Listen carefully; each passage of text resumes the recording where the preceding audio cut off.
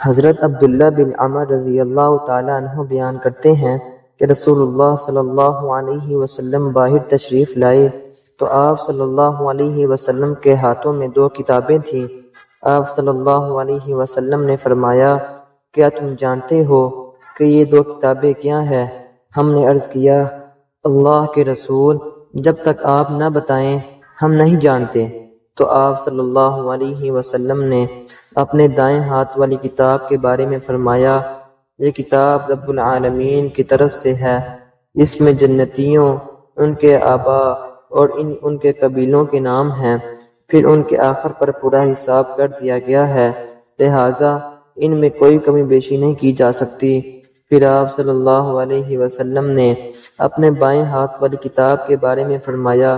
یہ کتاب رب العالمین کی طرف سے ہے، اس میں جہنمیوں، ان کے آبا اور ان کے قبیلوں کے نام ہیں، پھر ان کے آخر پر پورا حساب کر دیا گیا ہے، لہٰذا اس میں کوئی کمی بیشی نہیں کی جا سکتی۔ تو آپ کے صحابہ نے عرض کیا،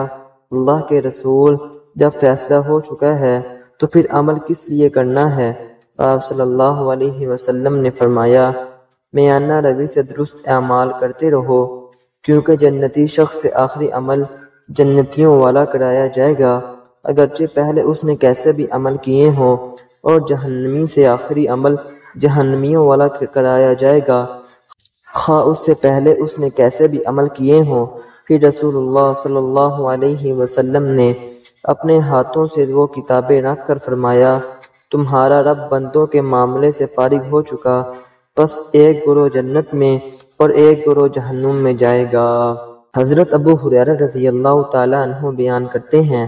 کہ رسول اللہ صلی اللہ علیہ وسلم نے فرمایا،